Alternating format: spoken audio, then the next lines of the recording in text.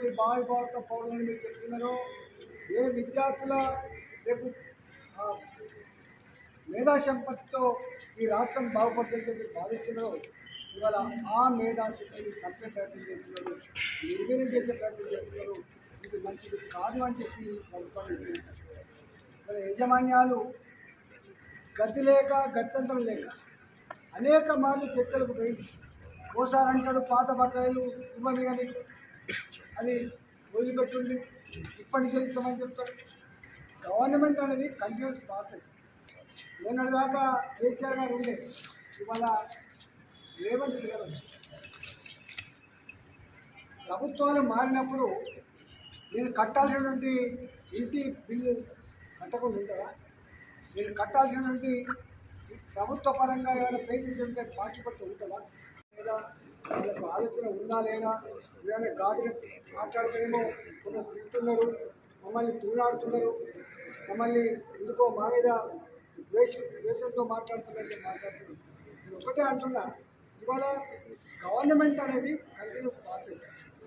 గతంలో ఉన్న ప్రభుత్వాలు పెట్టిన డివైనా ఇవాళ వీలైనా తక్షణమే పే చేసి విద్యార్థుల తల్లులు ఏ వేదన అయితే అనుభవిస్తుందో దాన్ని దూరం చేయాలని చెప్పి డిమాండ్ చేస్తున్నాం. చాలా జూనియర్ కాలం మీరు ఎక్కడన్నా మీకు ప్రశ్నలు మీకు తెలుస్తుంది. రాష్ట్ర వ్యాప్తంగా వందల సంఖ్యలో జూనియర్ కాలేజీలు మూతపడ్డాయి, వందల సంఖ్యలో డిగ్రీ కాలేజీలు మూతపడ్డాయి, వందల సంఖ్యలో ఇంజనీరింగ్ కాలేజీలు మూతపడ్డాయి, ఫార్మసీ కాలేజీలు, MBA కాలేజీలు, MCA కాలేజీలు ఇలా అడిగేటోళ్ళు లేడు. 2 నెలలకు ఇవ్వకపోతే వాళ్ళ బతుకులు ఏం కావాలి? ముఖ్యమంత్రి గారు ఆలోచించి నువ్వు పట్టించుకోవట్లే. నువ్వు మాటలతో అదరగొట్టే ప్రయత్నం చేస్తున్నావు. నువ్వు రోజు తిరిగేటువంటి ఆ తిరుగుల్లో పతాక శీర్షికలలో నీ వార్తలు వస్తున్నాయి, మూర్చిపోతున్నావు. కానీ దాని వెనుక నగిలిపోతున్నది ప్రజలకు కాదా? ఇవాళ ఆ బతుకుల గురించి ఆలోచించమని చెప్పి నేను కోరుతున్నా.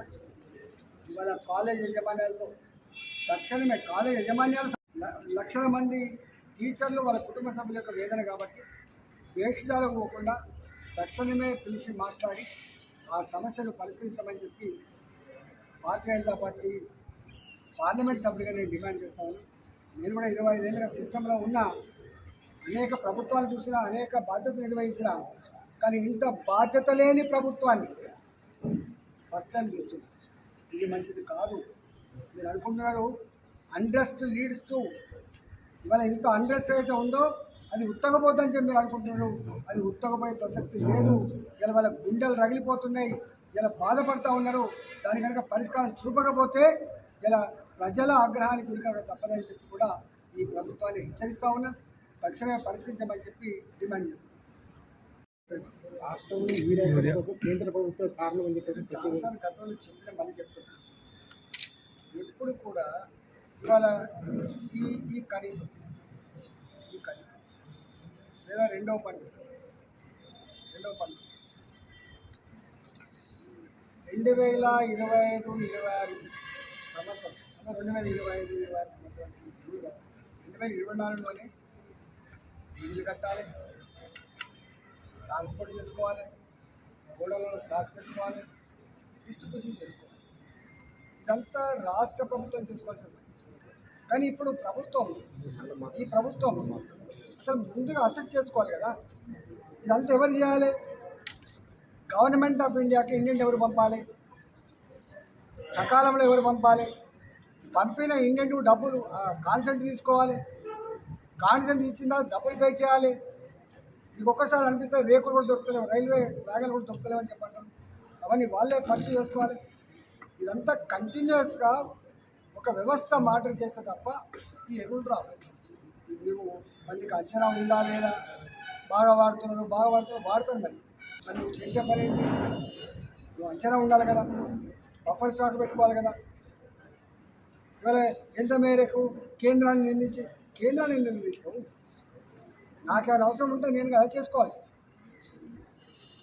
ఇవన్నీ కేంద్ర ప్రభుత్వం మీద నెట్టేసే పక్కన పెట్టి ఇప్పటికైనా పోయి మాట్లాడుకొని ఎక్కడెక్కడ స్టాక్ ఉందో, ఎక్కడెక్కడ ఉత్పత్తి ఉందో, మీకు ఎంత కావాలో తెచ్చుకునే ప్రయత్నం చేస్తున్నాం.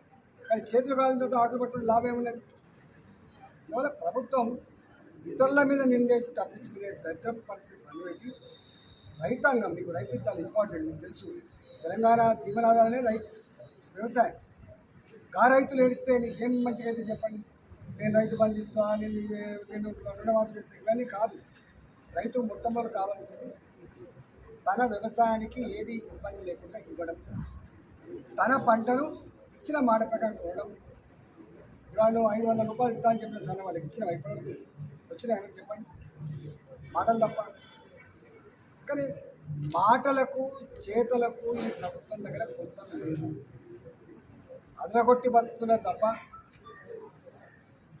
గారడీ చేసి మీడియాని మేనేజ్ చేసి ఇట్లా ఓవర్లాపింగ్ టాక్టిక్స్ తోటి వాళ్ళు చలమని అవుతుంది తప్ప ఈ ప్రభుత్వం దొల్లతనం ఏంటో గ్రామీణ ప్రాంతాలకు అర్థమైపోయింది. నేను ఒకటే అంటున్నా, ప్రభుత్వం వేషాలకు పోవద్దు. ఇట్లాంటి సందర్భంలో అసలు ఎప్పుడైనా నేను చూసేది కేసీఆర్ వచ్చినా కూడా బంద్ అయిపోయింది. కేసీఆర్ ఏమనుకున్నాడంటే అన్ని నేనే చేస్తాను కదా, మీ ప్రతిపక్షాలు అవసరం లేదు అనుకున్నాడు. కానీ ఇట్లాంటి సందర్భంలో ఆల్ పార్టీ మీటింగ్ పెట్టారు. వడ్ల కొనుగోలు ఉన్నప్పుడు ఆల్ పార్టీ మీటింగ్ పెడుతుండే. ఇట్లాంటి సీజన్లో అయింది ఎరువుల సమస్య ఇతర సమస్యలతో ఆల్ పార్టీ మీటింగ్ పెడుతుండే. మరి మేము గవర్నమెంట్లో ఉన్నాం, మాకు ఏ పార్టీ సలహాలు అక్కర్లేదు, ఏ నాయకుడు సలహాలు అక్కర్లేదంటే మరి నువ్వు చేయకపోతే కూడా సలహాలు తీసుకోకపోతుంది. ఎట్లా ఆనాటి ప్రభుత్వం వేసినటువంటి నోటిఫికేషన్లకు మాత్రమే నువ్వు ఉద్యోగాలు భర్తీ చేస్తున్నావు తప్ప కొత్త నోటిఫికేషన్ తక్కువ వేసేది.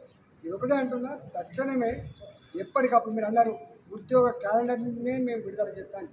ఇక్కడ పోయింది నీ ఉద్యోగ క్యాలెండర్? టీచర్ల వల్ల ఎన్ని ఖాళీలు ఉన్నాయి, మెడికల్ అండ్ హెల్త్ డిపార్ట్మెంట్ ఎన్ని ఖాళీలు ఉన్నాయి, అగ్రికల్చర్ డిపార్ట్మెంట్ ఎన్ని ఖాళీలు ఉన్నాయి, డిపార్ట్మెంట్ వరకు ఎక్కడ పోయినా అవుట్సోర్సింగ్ ఉద్యోగులు తప్ప ఏం లేదు. ఇంకా అవుట్సోర్సింగ్ ఉద్యోగులకు కూడా 8 నెలలుగా 8 months జీతం అక్కలేదు.